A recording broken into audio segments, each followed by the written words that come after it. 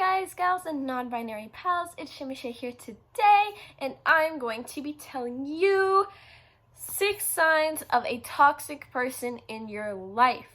Before I get into the video, I did want to thank you guys for getting me to 11K.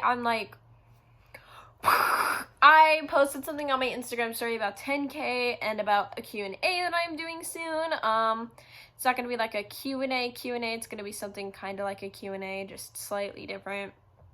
Because I'm going to be having other people answer the questions for me, and then I'll also be answering the question myself if they get it wrong.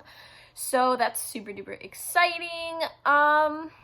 Anyways, let's get right into the video because let's see the 6 signs of a toxic person in your life. So, sign number 1. They're judgmental of you and your choices. And this isn't like, hey, you might want to like calm down on the liquor, like depending on who you are. That's completely different. Or someone saying, hey, I noticed that you're kind of dependent on caffeine. That's completely not what I'm saying at all. I'm saying someone who's like, oh, you're really gonna wear that out? Oh, you're gonna watch that video? Oh, so that's the kind of music you listen to? I mean, no, you can totally do it if you want. It's just, I wouldn't do that if I were you. That's like a sign that they don't really care about you, because if they were really your friend, they'd accept your choices even if they don't do them themselves. Like, I have plenty of friends who listen to different music than I am. I have plenty of friends who have a different fashion taste than I do. Doesn't mean that I'm going to sit there and be like, oh, so you're going to wear that out? No, because that's not what clothes or music is for. Like, clothes and music are individual to one person. Like me, I have a very soft style. I always wear pastel colors. I'm usually wearing a dress or a skirt or something. Does that mean that my other friend is going to wear a dress or a skirt? No, because that's not how she expresses herself. So, they're judgmental of you and your choices. They could be toxic in your life to you. Number 2, they treat you differently when you two are alone versus when you're in a group. Now, if this is like, oh, my boyfriend's so much more loving to me when it's just me and him, but he doesn't say all these things. This is a very, like, dependent situation. So I'm going to use an example because I used to date this guy, but he would just completely, I don't know, he'd kind of blow me off when we were in a group together. Like, he'd ignore me. He wouldn't say anything to me until everyone was talking to me, and then he'd engage with me. But he wouldn't even talk to me. Like, he refused. Now, this is very different from when you and your boyfriend are alone together, you and him talk about, like, cuddling, how many kids you want to have, date ideas, and stuff like that. And in a group, you wouldn't talk about that. Obviously, that's not toxic because you're supposed to talk about that stuff alone. You usually don't talk about that stuff in group.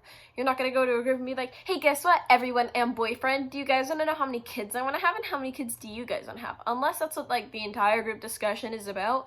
Usually, those are saved for just you and your partner. But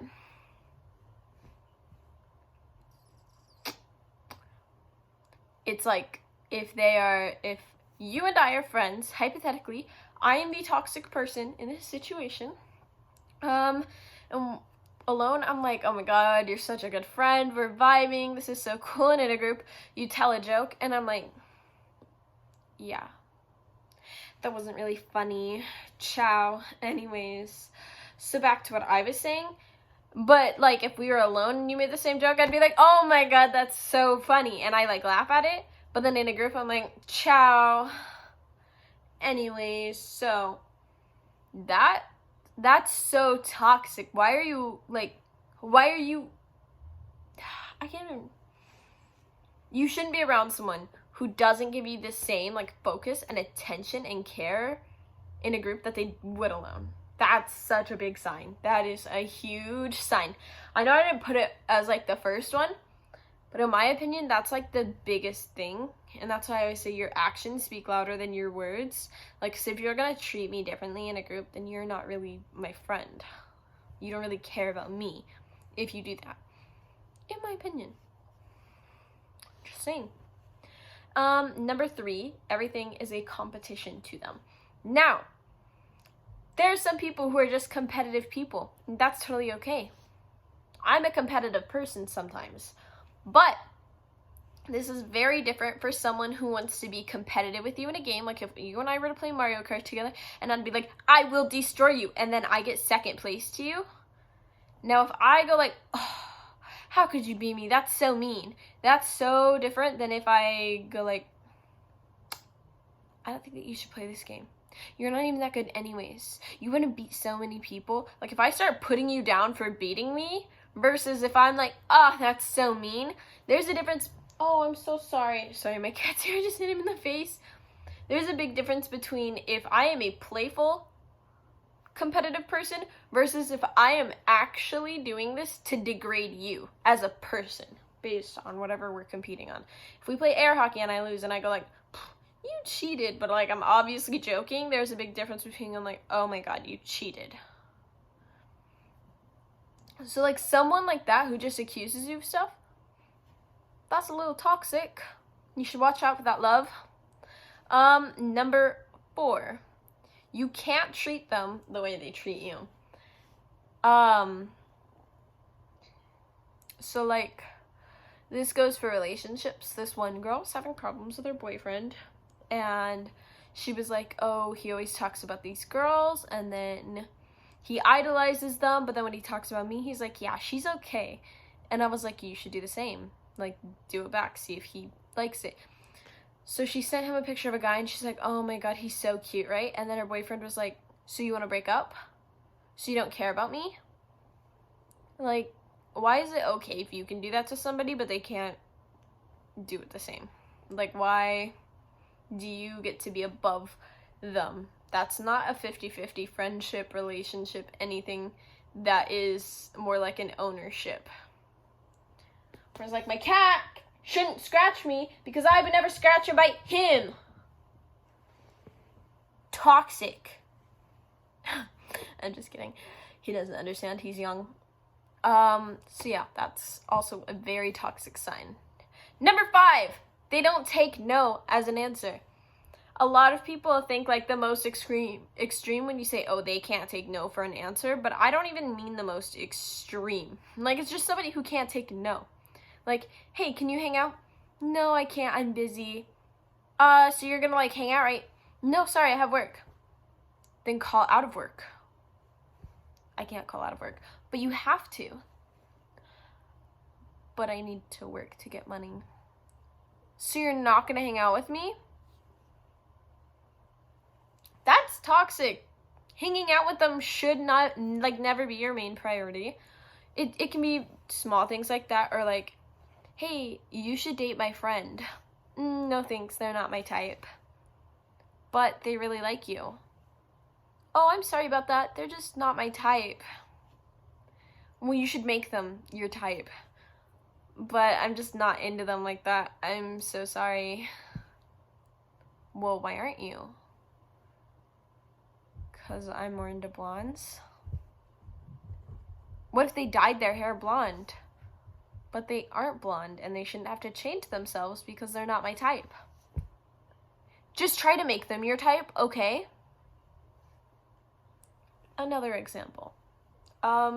It doesn't have to be the most extreme of they can't take no. It's just someone who forces you into, like, what they want. Oscar, stop. Sorry, my cat's treating a box now. My hand is like, he attacked me. Anyway, maybe he is the toxic friend. Are you the toxic one in this relationship? Anyways, number 6. The final one that I wrote. Because I have a little list. Because I was like, let me write a little list of these so I can keep myself balanced out. You are always the one apologizing. Now, of course, there are times where you can be pretty toxic and then you realize it yourself and then you apologize. That just happens in friendships. That happens in every single friendships. That's what friendships are for. They're for you to meet other people, find the mistakes in yourself, grow with the other person, apologize for them, and move on. However, there are going to be times where both of you mess up. There should be apologies on both ends if that happens. For example, one time me and one of my closest friends got into this huge fight. I don't even remember all the details of the fight. It was so dumb. It was our only fight. Yeah, this was the only fight we've ever had in our friendship. She's probably watching this video and she's like, is this about me? Yes, it's about you. It's about you. Anyways, we didn't really talk to each other for a few days, and then we did talk to each other, and we both apologized for the way that we behaved. Both of us apologized, even though we disagreed on, like, how everything went down. We both apologized because we both realized that we were both wrong in the situation, even though from our perspective, we weren't wrong.